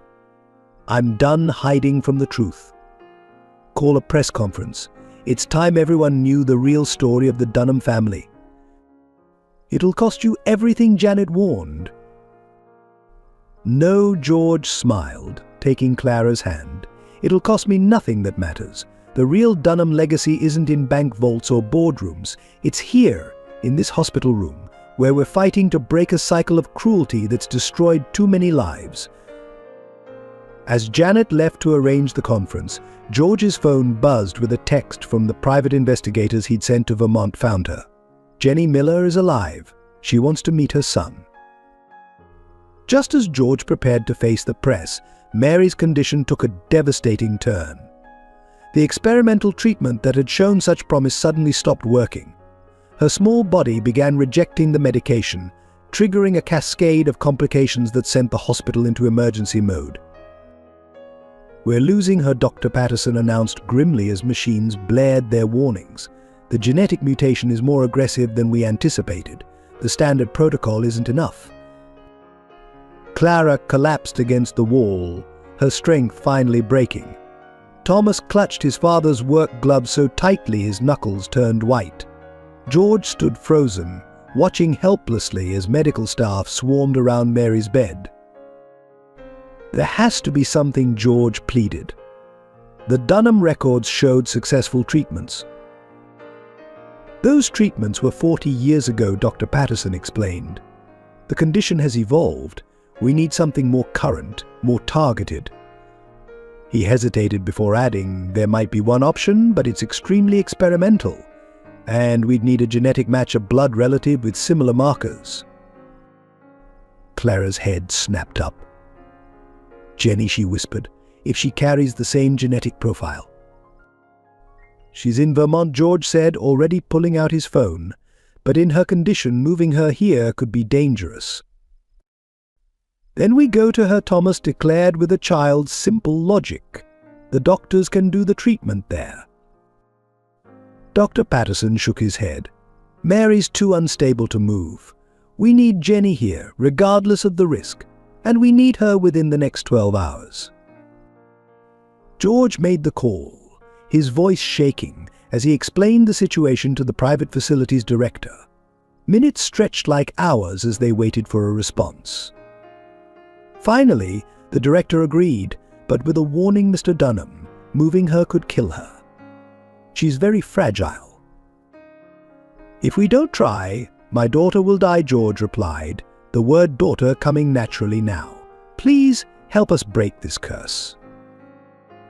As arrangements were made for Jenny's emergency transport, Mary's condition continued to deteriorate. Her normally rosy cheeks had turned ashen, her breathing becoming more labored with each passing hour. Clara never left her side, singing the lullabies Sarah used to sing, while Thomas read from their favorite stories. George paced the corridor, torn between staying with Mary and racing to Vermont himself. The press conference had been postponed, but reporters still circled like vultures outside the hospital, their cameras capturing every pained expression through the windows. Uncle George, Mary's weak voice called during a brief moment of consciousness. "Are you going to find your mum?"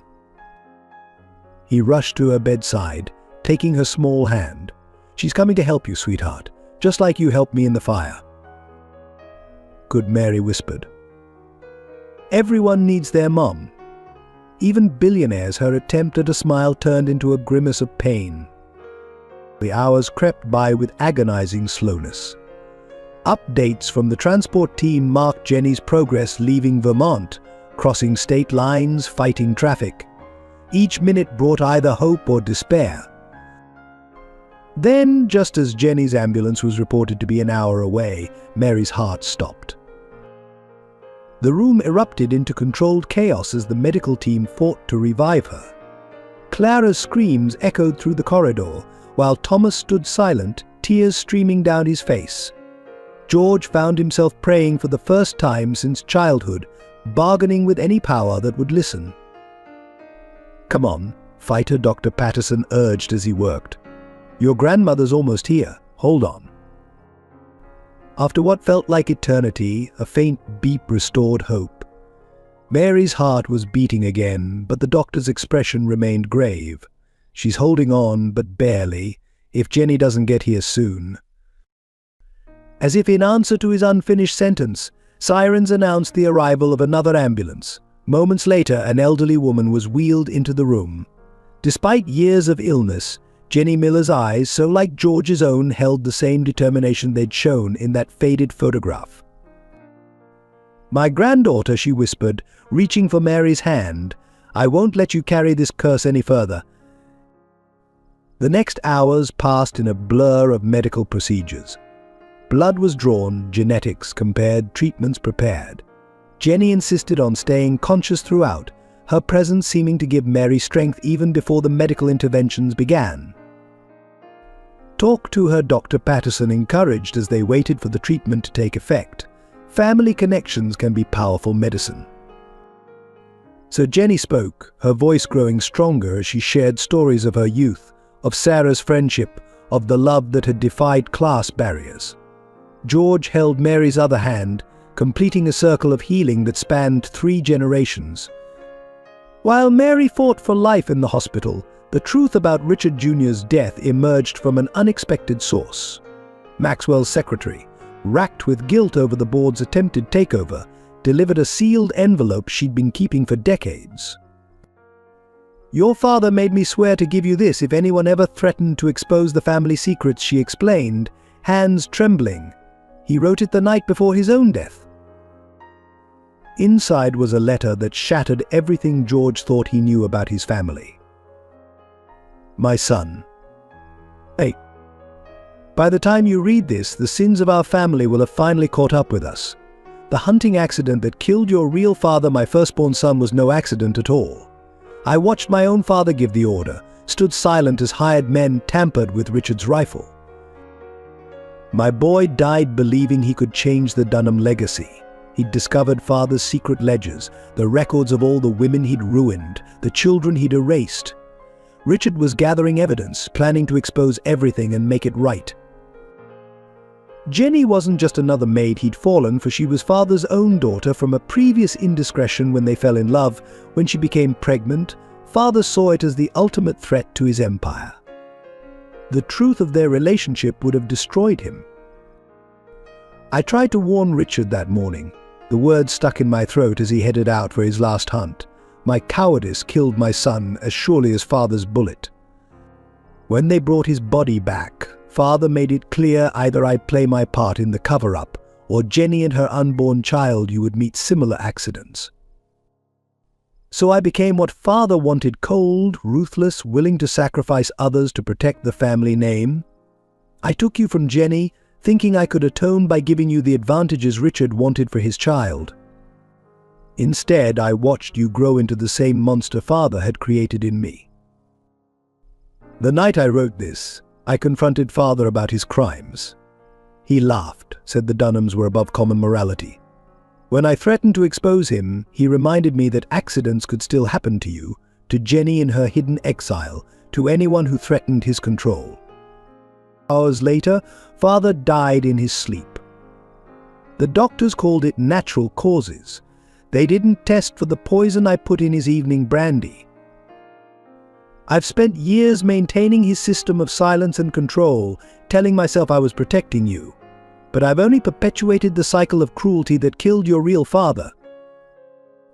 The evidence is all there in the vault at First Boston Trust. Bank records proving father's payoffs to the men who killed Richard. Medical records showing Jenny's true parentage. Everything Richard died trying to expose. I'm dying now of the same cancer that took father. Perhaps it's justice. My last act will be hiding this letter where you'll find it only when you're ready to face the truth. Remember, Richard died trying to break this cycle of corruption. Jenny sacrificed everything to give you a chance at life. Don't let their sacrifice be in vain.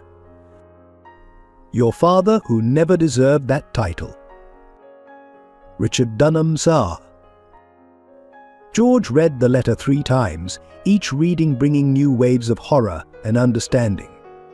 The father he'd emulated had murdered his real father.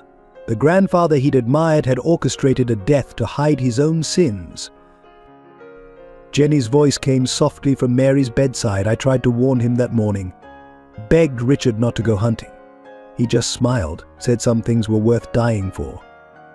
He wanted to build a world where our child wouldn't have to hide who they were. And instead, George whispered, I became everything he died fighting against. No, Jenny reached for his hand. You found your way back. When I saw you carrying Mary into the hospital, willing to sacrifice everything to save her, that was Richard's spirit in you. That was love winning over fear. The machines monitoring Mary beeped steadily as grandmother and grandson sat in silence, the weight of revealed truth settling between them. Outside, reporters still clamored for the Dunham scandal story, unaware that the real tragedy was far deeper than they imagined. Maxwell's desperation turned deadly when he discovered George had accessed the family vault. While George stayed at the hospital with Mary, Maxwell deployed his last, most dangerous gambit. He sent men to silence the one person who could corroborate Jenny's story, Margot Sullivan, the former head nurse who had helped deliver George and orchestrated Jenny's disappearance. Margot had been living quietly in a small cottage in Maine, her silence bought with a generous Dunham pension. But her conscience had finally outweighed her fear. She had contacted George's investigators, agreeing to testify about what really happened that Christmas Eve. The warning came from Janet Chin. George, Maxwell's men are heading to Maine. They found Margot. You need to get her out now. Clara volunteered immediately. I'll go. You stay with Mary. Thomas and I can bring Margot back safely. It's too dangerous, George protested, but Clara's determination matched his own.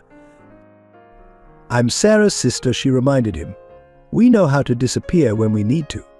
And Thomas has his father's instincts for trouble. They reached Margot's cottage barely ahead of Maxwell's men. The elderly nurse was already packed, as if she'd been waiting years for this moment.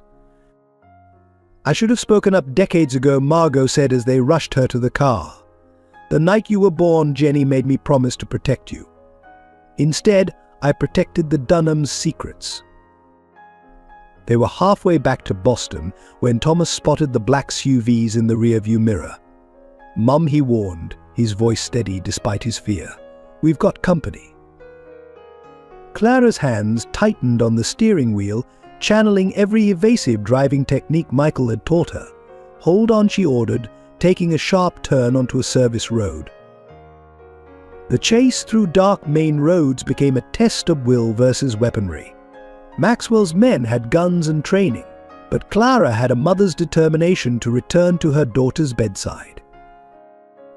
The bridge, Margot pointed ahead. It's under construction, if we can cross it. They'll have to take the long way around, Thomas finished, his father's quick thinking showing through. Clara gunned the engine, racing across the partially finished bridge. Behind them, bullets pinged off guardrails. Thomas covered Margot with his body, showing a courage beyond his years. They made it across seconds before the construction barriers slammed down. Maxwell's men were forced to retreat, taking the 30-mile detour to the next crossing. But their escape came at a cost. One of the bullets had found its mark. Margot pressed her hand to her side, blood seeping between her fingers. Keep going, she insisted as Clara wanted to stop. My testimony won't matter if we don't make it back. Mary needs us. Thomas took off his jacket, pressing it against Margot's wound. Like Dad taught me, he explained. Apply pressure, keep talking, stay calm. During that tense drive, Margot shared the full story she'd carried for so long. How Jenny had come to her that Christmas Eve in labor and terrified. How Richard's SR had arrived with his offer the baby would be adopted by the family, given every advantage, while Jenny would disappear with enough money to live comfortably. But Jenny refused, Margot recalled, her voice weakening.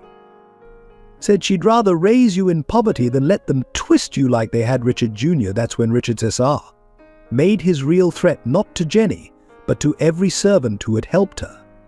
Dozens of families would be destroyed if she didn't cooperate. She sacrificed her life with her son to save others, Clara realized.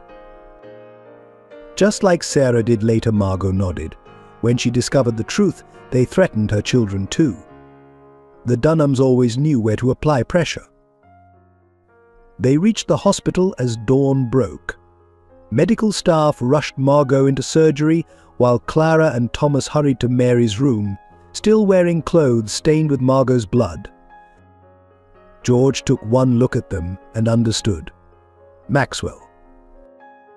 He won't stop, Clara said. Not until every truth is buried again.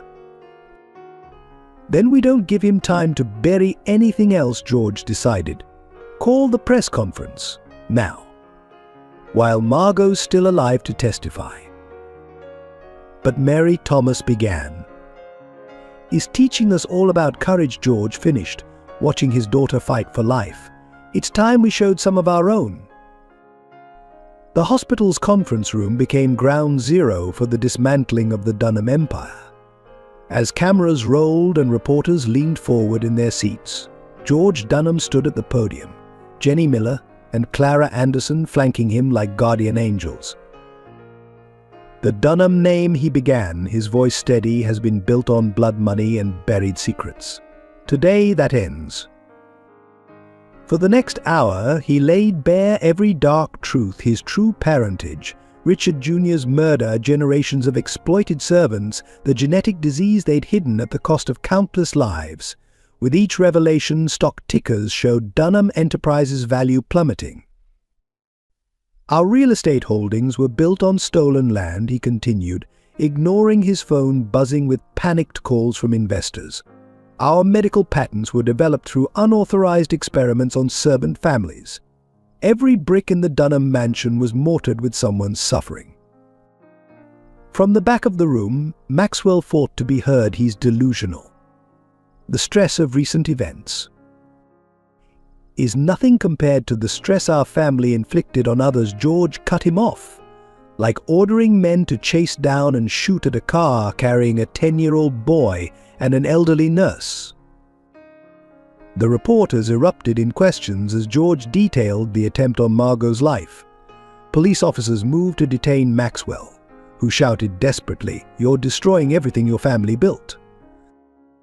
"No," George replied calmly. "I'm destroying everything my grandfather stole. The company, the properties, the investments, all of it will be liquidated. Every penny will go to a trust for the families we've harmed."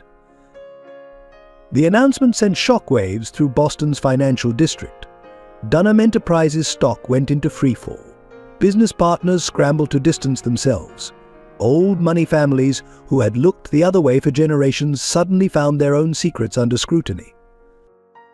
Back in Mary's hospital room, Thomas watched the coverage on TV. "You're not rich anymore," he observed as George returned.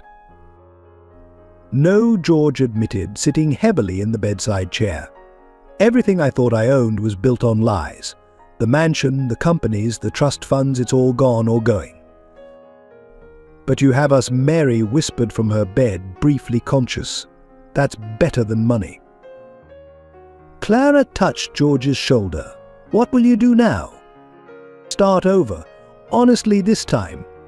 The settlement money from selling everything what's left after restitution will cover Mary's treatment. Beyond that," he shrugged, "I know how to work. It's time I learned how to live." Jenny, who had been quiet throughout the press conference, finally spoke. "Your father, your real father, would be proud. He died trying to expose these truths. You finished what he started." The next days brought a cascade of losses. The board of directors resigned en masse. The remaining properties were seized as evidence. George's private accounts were frozen pending investigation. Even his clothes belonged to the receivership now. But as his material world crumbled, something else was being built. Former servants and their families came forward with their stories, creating a tapestry of shared survival. The hospital staff, moved by the family's story, worked extra shifts without pay to monitor Mary's treatment.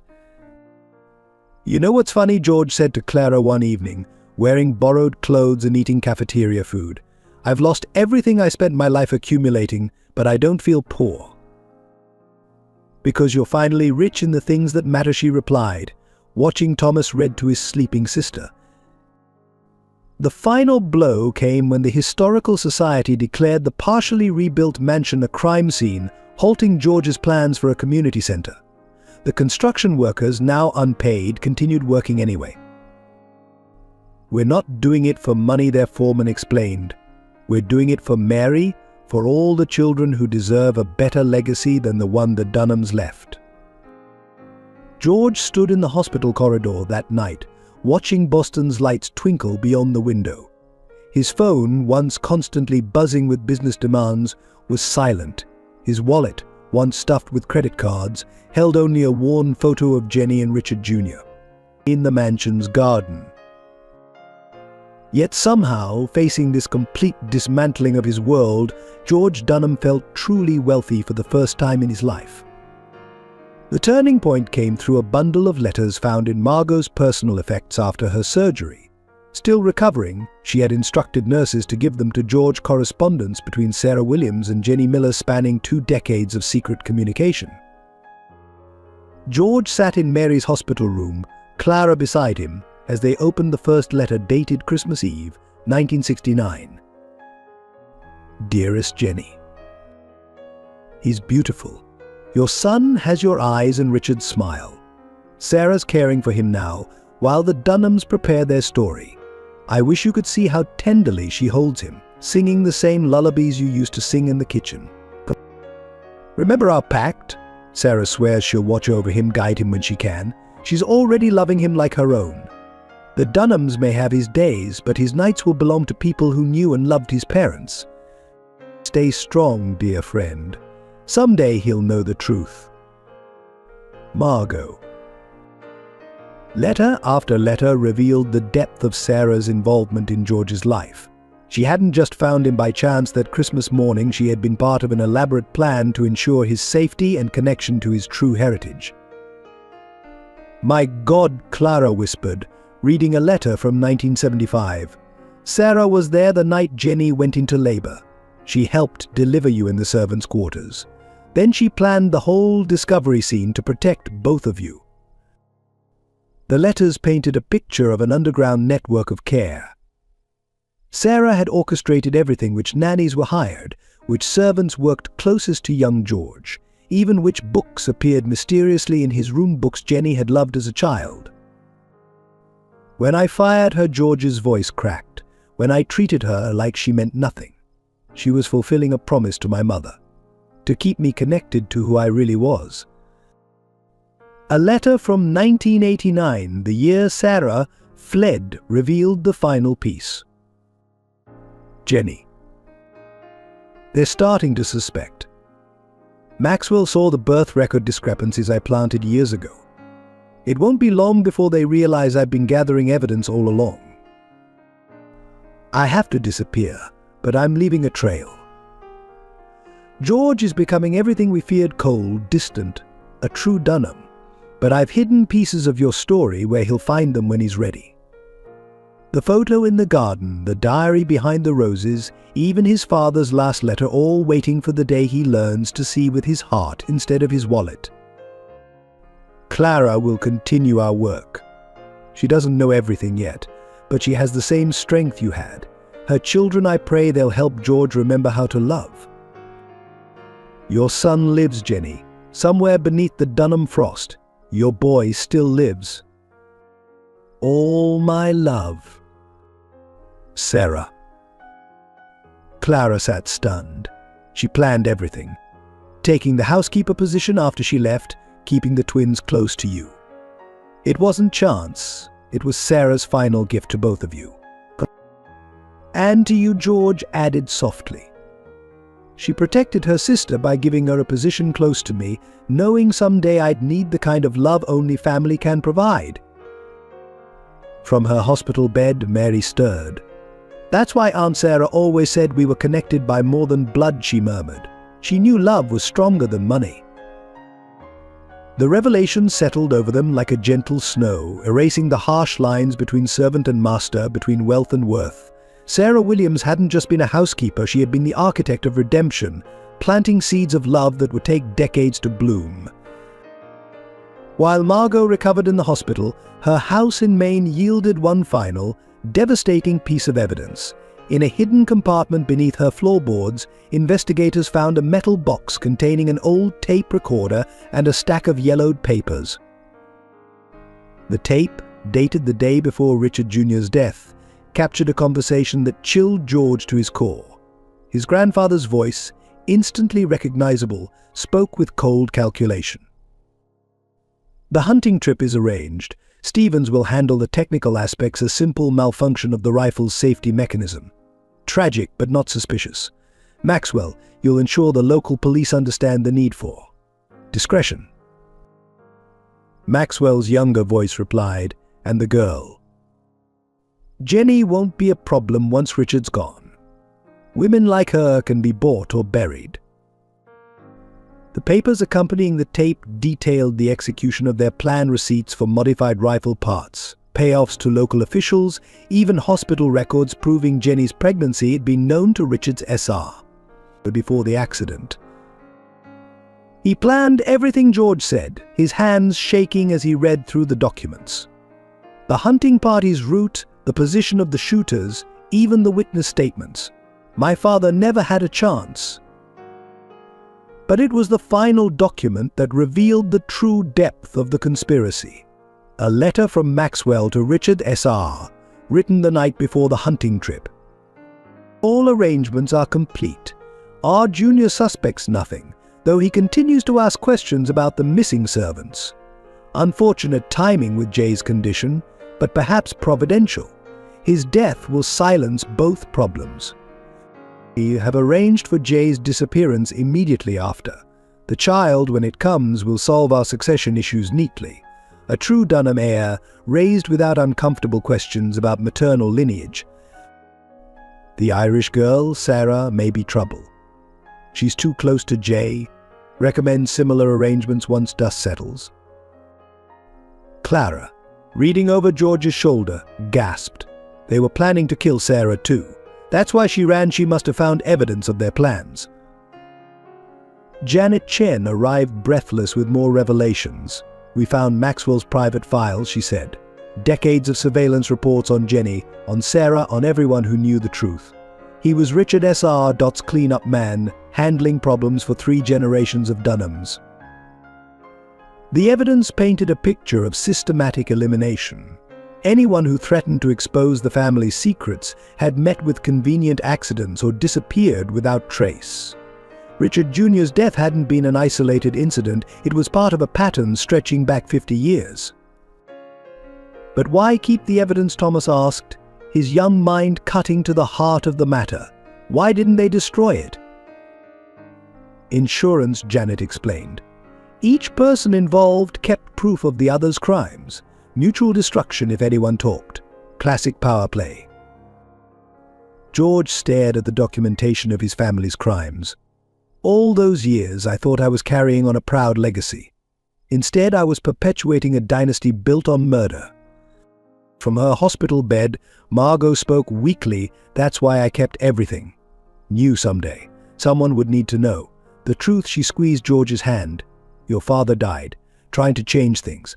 Now you can. Finish what he started. The evidence was overwhelming, undeniable, and most importantly, admissible in court. Maxwell's involvement in the recent attack on Margot provided the contemporary crime needed to open investigation into decades-old murders. As police led Maxwell away in handcuffs, he shouted back at George, or one of us. Everything you have came from what we built. No, George replied quietly. Everything I truly have came from the people you tried to destroy. As Maxwell faced justice, an unexpected ally emerged from the shadows of the Dunham past. Elizabeth Dunham, Richard SR.'s first wife, who had supposedly died decades ago, arrived at the hospital with a lifetime of secrets and the power to save both the family legacy and Mary's life. I'd been watching from afar, she told George, her aristocratic bearing unchanged by years of self-imposed exile. When I heard about Mary's condition, I knew it was time to come home. Elizabeth had been the first to discover Richard SR.'s cruelty. After learning of his treatment of servant girls, she had faked her death and established an underground network to protect his victims. For 30 years, she had channeled Dunham money through secret accounts, providing support to families her husband had destroyed. Your father, Richard Jr., was my greatest joy, she told George. He inherited my heart, not his father's cruelty. When he fell in love with Jenny, I helped them meet in secret. I thought love might finally break the Dunham curse. From her designer handbag, Elizabeth produced documents that would change everything: legal proof that she had never relinquished her shares in Dunham Enterprises, technical ownership of the family's most valuable properties, and most importantly, medical research she had secretly funded. I've spent decades studying the condition that runs in our bloodline, she explained, spreading medical files across Mary's bedside table. Not just treating symptoms, but finding a cure. The breakthrough came last year, but I needed proof it was safe. The research showed promising results: a revolutionary treatment developed specifically for their family's genetic mutation. Elizabeth had been waiting for the right moment to reveal its existence. Mary isn't just another sick child to me, she said softly. She's my great-granddaughter. When I saw her fighting the same disease that killed my mother, my sisters, I knew it was time to step out of the shadows. Clara was skeptical. Why should we trust you? You're still a Dunham. Because, Elizabeth replied, I was once like Jenny, a girl from the wrong side of the tracks who caught a Dunham's eye. Richard Sassar married me before he became a monster. I've spent my life trying to atone for not stopping him sooner. Her story was verified by a surprising source, Janet Chen. I've been her inside contact for years, Janet admitted. Who do you think provided the evidence that finally brought Maxwell down? Elizabeth's return offered more than medical hope. As Richard S.R.'s legal widow, her shares combined with George's would be enough to prevent the company's collapse, preserving jobs and ensuring resources for restitution. I don't want to save the Dunham name, she declared. I want to transform it. The wealth your grandfather stole should serve those he harmed.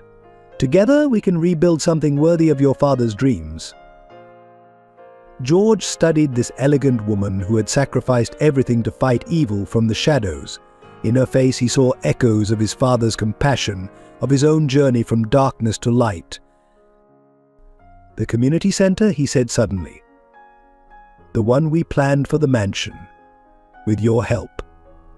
Will be just the beginning, Elizabeth finished. Imagine clinics offering free care to service families, scholarships for their children, housing for those who lost everything to Dunham greed. We can't undo the past, but we can build a better future. For the first time since the crisis began, real hope flickered in Mary's hospital room. The machines monitoring her condition beeped steadily as Elizabeth took her small hand. You fought so hard, little one, she whispered. Just like your grandfather, Richard. Now let us fight for you. Elizabeth's treatment for Mary began on a snowy December morning, exactly 1 year after the mansion fire. The hospital corridor outside Mary's room had become a makeshift vigil site, filled with former servants and their families, all waiting, hoping and praying together. Mrs. Thompson kept the vigil fed with her famous soup, now served from donated pots instead of the mansion's fine tureens. Mr. Franklin brought flowers from his own garden, their bright petals defying winter's grip. Children of former staff members created a hand-drawn mural along the corridor walls, depicting the mansion not as it was, but as they dreamed it could be a place of warmth and welcome. Inside the room, Elizabeth administered the treatment herself, her aristocratic hands steady as she worked alongside hospital staff. Jenny held Mary's right hand while Clara held her left, 3 generations of women united by blood and sacrifice. George and Thomas stood watch by the window, their breaths fogging the glass as they waited for signs of change. The first sign will be her color, Elizabeth explained. If the treatment works, the pallor should fade within hours. Those hours stretched like years. The hospital staff, moved by the family's story, worked well beyond their shifts. Nurses who had grown up in servant families shared stories of their own encounters with Dunham cruelty, each tale ending with the same message, but this time will be different. This time love wins. By midnight, Mary's cheeks showed the first hint of pink. By dawn, her breathing had deepened and strengthened. On the third day, she opened her eyes and asked for Thomas's chocolate pudding, the same comfort food he'd shared with her during their hidden childhood feasts. The recovery that followed became a community effort. Physical therapists volunteered extra hours, inspired by Mary's determination to walk again. When she struggled with exercises, children of former staff members came to do them with her, turning therapy into play. "Look what I found," Thomas announced one afternoon, wheeling in an old piano from the hospital's storage room. Soon, the sound of Mary picking out simple tunes taught by Jenny, who had once played in secret during her own childhood at the mansion, filled the corridor. Each small victory was celebrated by the growing extended family. The first time Mary sat up unassisted, cheers erupted from the hallway. When she took her first steps, supported by Thomas on one side and George on the other, the entire floor broke into applause. "I don't understand," Mary said one evening, surrounded by gifts, cards, and well wishes from people she'd never met. "Why do they all care so much?" "Because," Jenny answered, smoothing her granddaughter's hair, "you've given them something they thought the Dunhams had taken forever: hope." Clara nodded. "Every step you take, every smile, every small victory, it proves that even the deepest wounds can heal. That love really is stronger than money or power." George, watching his daughter grow stronger each day, finally understood what his real father had died trying to protect.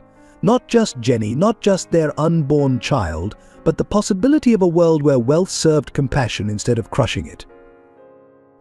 As Mary's strength returned, the community's healing continued alongside her own. Former servants who had once avoided each other's eyes now shared meals and stories. Children who had been taught to stay invisible played openly in the hospital gardens. The walls between classes, built so carefully over generations, crumbled in the face of shared hope. Would you like me to continue with Part 9 billion, focusing on justice being served for the parents' murder? Maxwell's trial became a watershed moment in Boston's history, exposing decades of elite corruption and bringing long-delayed justice to countless families.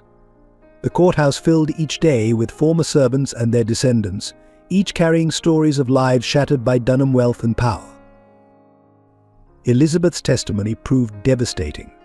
Her detailed accounts of Richard S.R.'s crimes, supported by 30 years of meticulously gathered evidence, left no room for doubt. She described the systematic abuse of power, the disappeared servants, the covered-up deaths, including the carefully orchestrated murder of her own son. "I watched them plan it," she testified, her voice unwavering. "Richard S.R. and Maxwell plotting my boy's death over brandy and cigars. They thought I was just another decorative wife, too focused on social events to understand their conversations. But I recorded everything, waiting for the day justice would finally come." Jenny testified next, speaking publicly for the first time about her relationship with Richard Jr. and the terror that followed his death. Her quiet dignity as she described being forced to give up her child moved even the most hardened court observers to tears. "They thought money could buy my silence," she said, looking directly at Maxwell. "But a mother's love can't be bought or buried." When George took the stand, he didn't just testify about Maxwell's recent crimes. He laid bare his own complicity in maintaining the Dunham system of oppression. His honest acknowledgement of his past cruelty, contrasted with his current dedication to making amends, helped the jury understand how power could corrupt across generations. The most powerful testimony came from unexpected sources. Former servants, emboldened by the Dunhams' public accountability, came forward with their own evidence. Diaries, letters, photographs, pieces of a puzzle that had waited decades to be assembled. Mrs. Thompson revealed how her husband's accident had been arranged after he discovered financial documents implicating Maxwell in embezzlement. Mr. Franklin produced his father's notebook, detailing mysterious late-night activities at the mansion grounds that aligned perfectly with the disappearances of pregnant servants. The final witness was Margot, still weak from her injuries but determined to speak. She described the systematic way Maxwell had enforced the Dunham family's will through threats and violence, culminating in the recent attempt on her life. "I've carried these secrets for too long," she concluded. "It's time the truth had its day in court." The jury deliberated for less than 3 hours. Maxwell was found guilty on all counts: conspiracy to commit murder, attempted murder, decades of financial fraud, and obstruction of justice. The judge's sentence was unsparing life imprisonment without possibility of parole. But the true victory came in the judge's closing remarks. "This case represents more than one man's crimes. It exposes a system where wealth was allowed to suppress justice, where power meant freedom from consequence. Today we begin to correct that imbalance."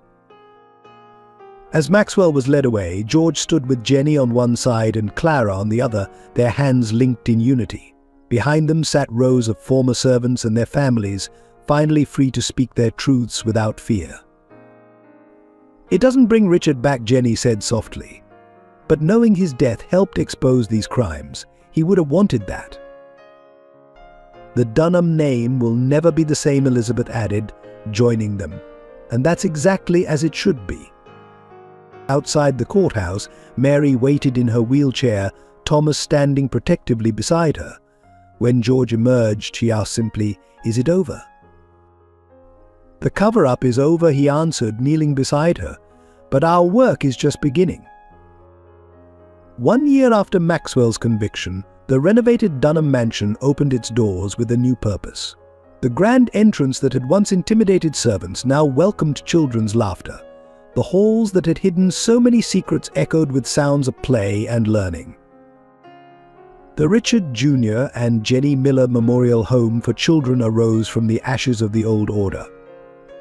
Elizabeth's fortune, combined with what George had salvaged from the Dunham Empire, transformed the mansion into a haven for orphaned and disadvantaged children, with special priority given to descendants of former servants. Mary, fully recovered and glowing with health, took particular joy in welcoming each new child. "Everyone needs a family," she would say, repeating the wisdom she'd shared with George during their darkest days. She and Thomas became unofficial older siblings to dozens of children, showing them the secret passages and hidden gardens they'd once used to avoid notice. The staff quarters were rebuilt into comfortable family apartments, where house parents lived with their charges. Mrs. Thompson returned to run the kitchens, this time with proper equipment and respect. Mr. Franklin taught gardening to eager young hands in the same soil where he had once worked in silence. Clara oversaw it all as director, her natural warmth and understanding of childhood trauma making her perfect for the role. The office where George had once coldly counted profits became her welcoming space, its walls covered with children's artwork and family photos. Jenny spent her days in the library, reading to young ones and sharing stories of hope and perseverance. The room where Richard Sassar had plotted his crimes became a place of healing and imagination, filled with books about courage, justice, and the power of love to overcome hatred. George found his true calling working with the older children, especially those struggling with anger or fear. His own journey from coldness to compassion gave him unique insight into their pain. "Your past shapes you," he would tell them, "but it doesn't have to define you." The mansion's transformation became a symbol of possibility throughout Boston.